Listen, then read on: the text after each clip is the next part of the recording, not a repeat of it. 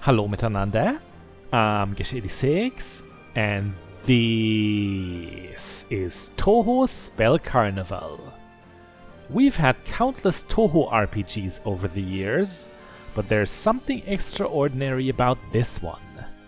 It's a AA production by a company that isn't primarily nestled within the fandom, and that's Idea Factory.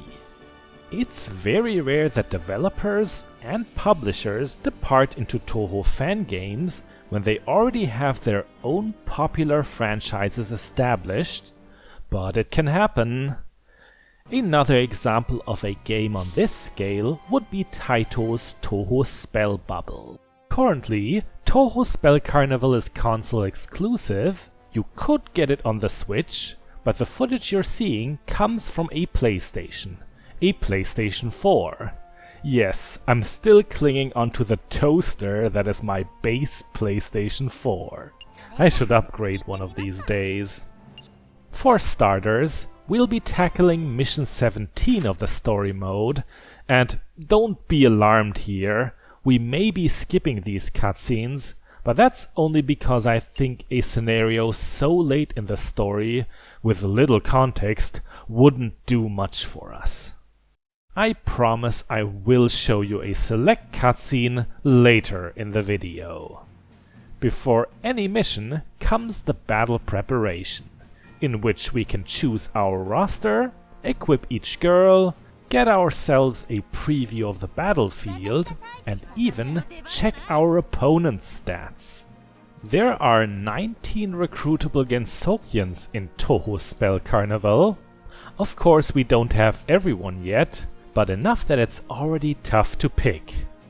In the end, we field the doll summoning Alice, laser sharp damage dealer Marisa, healing Remu, wily beast Saki, and wildcard Satori. Upon checking our foes, we learn that some of them can drop items. Those are never guaranteed, unfortunately, you just have to be lucky. Marisa and Sanai have passive traits that can improve drop rates, so there's at least something you can do if you desperately want an object. Out of everyone, the actual boss Byakuren is the most remarkable, as only she has multiple health bars and may retaliate with her own spell cards, either at set health values or when enough time has passed. Something else we should check beforehand is what the special tiles of the arena do. Some are beneficial, but others, like the purple cluster before us, will stop us dead in our tracks if we dare to step on it. Navigating our party around this trap will be of highest priority. The mission has begun. The first thing you need to know about the gameplay is that it's always in real time. You can pause, why wouldn't you, but you cannot queue any orders during this pause. So combat is always quite hectic. You're constantly under pressure to act. Keeping any of your 5 party members idle is detrimental. Satori just used our first spell card.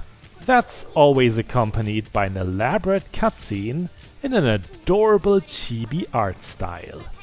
Byakuren retaliates with Devil's Recitation after exactly 30 seconds have passed.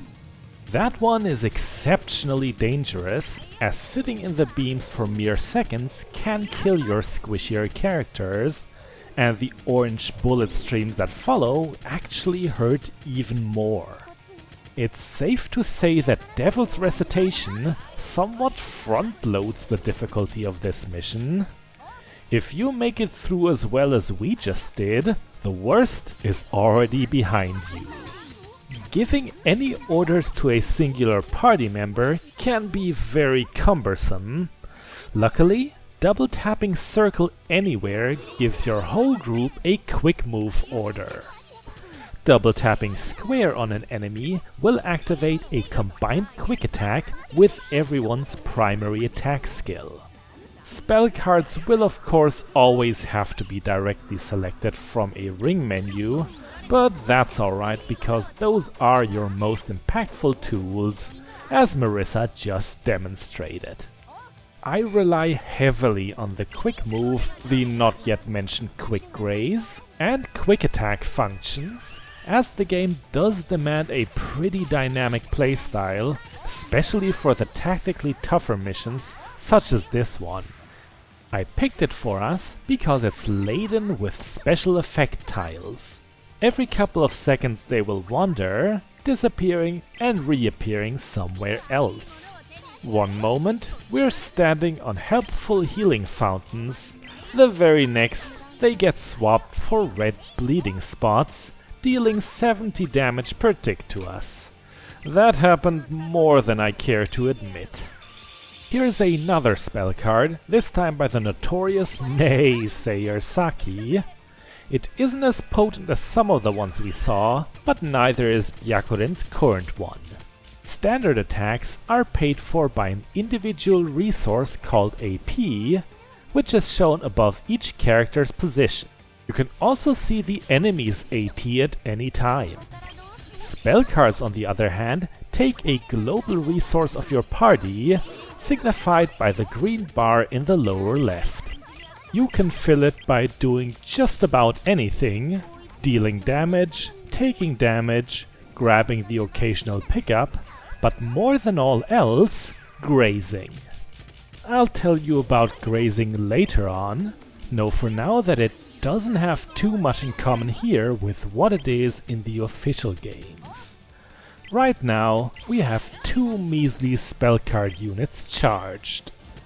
We could cast something with that, but it's not quite enough for Satori's best spell, Recollection Terrible Souvenir. The cost of that is 3 units, and here it is.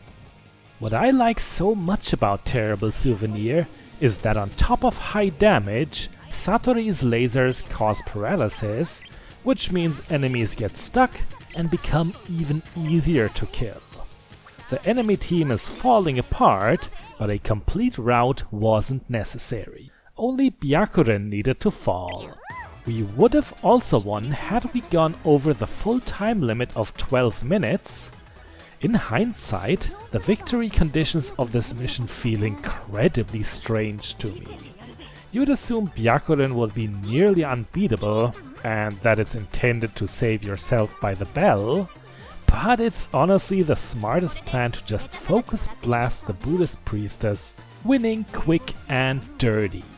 After each battle, you receive spoils in the form of experience, enemy drops, and lots of cash. The only other mission with a time limit would be the battle against Alice, mission 9 or 10 I believe. That one is a whole nother story, as you'll actually lose if the clock runs out. Byakuren is our friend now, ready to deploy. I did use her in my playthrough extensively, as she is one of my favorite characters. The game shows you a little tutorial for all new recruits, identifying her as a healer for us. While she does a decent job at this, Byakuren has the significant disadvantage that her powerful group healing excludes herself.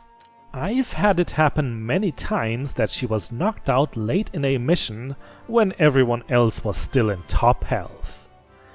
We're equipping the character-exclusive Monk Scroll, and we're transferring a 3-feather ornament over from Flandre, as we plan to field Darth Byakuren the Wise in the next mission. Ironic, she can save others, but not herself.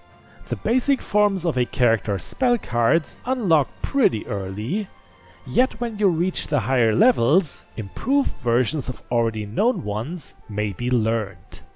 Satori's Terrible Souvenir is already enhanced at level 33, as signified by its shiny icon.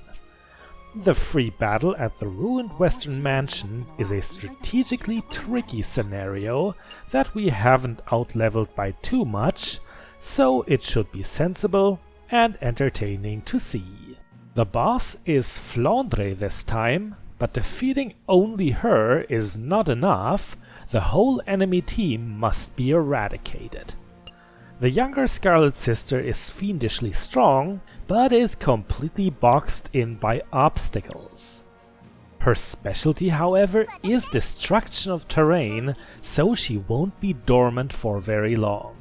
Our two debuting party members are Byakuren and Oku, the latter being a very bulky close-range fighter.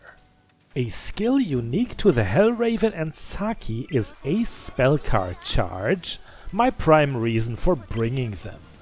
Satori uses Recollection to copy a team member's skill set, and we targeted Saki to have a third source of Ace spell card charge. All this skill does is transform 4 AP of that character into 1 bar of spell card energy.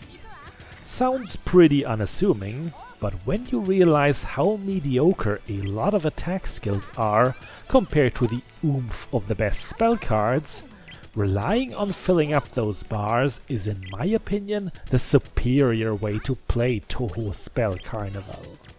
There's even more incentive to do this, as AP can also be used defensively with the foreshadowed Grazing. Grazing works like a move order, but also spends 2 AP to give you a big blue invulnerability shield. Flandre's Levitain gives us the perfect chance to see this in action. The fiery horizontal sweeps are practically unavoidable and deal around a nasty 1000 points of damage if you don't counter them with the intended graze. Even better, all attacks you suck up with your graze shield are converted to spell card energy, which is why we're full to the brim of it and free to spam Satori's terrible souvenir. There's not much reason to have variety for the sake of variety, so if you know something is as disgustingly overtuned as these paralyzing laser beams, they become your meta play. In fact, that spell is so mighty that when Satori got stuck inside Flandre and her Levitain just then, it was Little Miss Scarlet who somehow melted first. So yeah, this is my strategy of choice when there's no holding back. Even though we steamrolled the mission in less than 1.5 minutes, we still didn't get a perfect grade.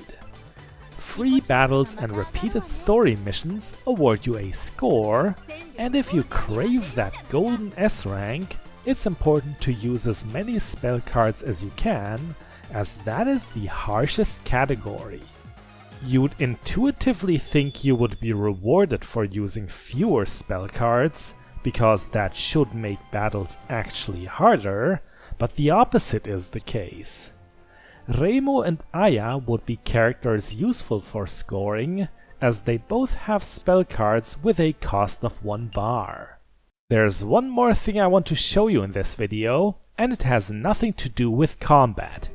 Touhou Spell Carnival gifts you a home base, the Hakure Shrine. It's always refreshing to have a freely traversable hub, much nicer than navigating the game through sterile menus.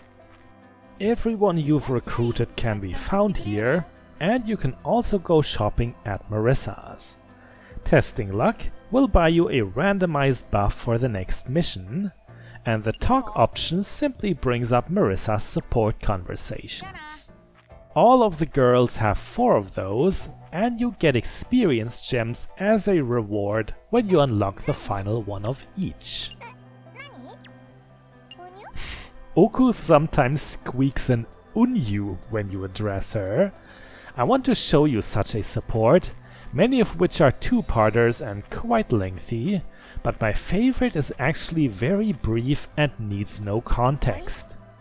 It's Yomu's first event. To unlock such a scene, you need to actively feel the respective character a number of times. At the start of the video, I mentioned that this game was made by Idea Factory.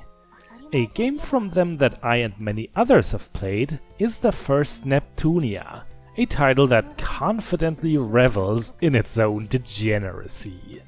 This made me somewhat expect Touhou Spell Carnival to be bold and wacky, and I got a little disappointed as it is a fairly tame interpretation of Touhou. You would never assume any lesbianism with these girls, and of course, sexual tension or even content is miles away. On the other hand, the quaint atmosphere of the world is neat. Yomo has treated herself to some yummy shaved ice, very deserved for the hard worker that she is. Other recruitable characters frequently appear as guests in these scenes, but neither do you need to have encountered them yet, nor is it required to have supports with them. Technically, this cutscene solely belongs to Yomu. Watching all 80 supports is the condition for one of the rarest trophies in the game. Getting those probably sounds like an ordeal when I say it like that, but honestly, Touhou Spell Carnival is fairly small when compared to other RPGs, especially some other Idea Factory RPGs. It took me 23 hours to see the ending, and 25 for the platinum.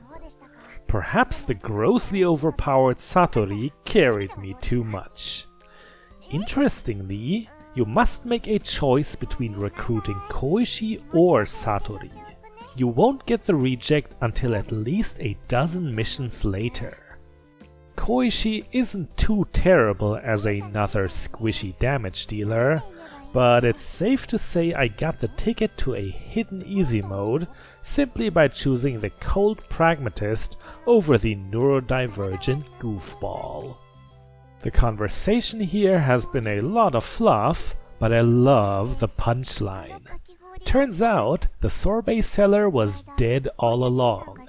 He was a ghost. How mortifying, how very spoopy.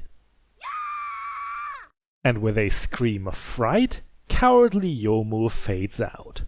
I don't know if that means she ran away in terror, or if she fell unconscious on the spot. I like to imagine the latter. With that, we're at the end of our video.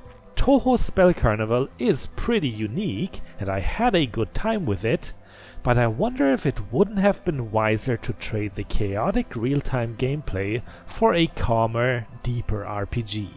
I'm Gash86, and Yuyuko also says goodbye with her silly dance. Bis bald!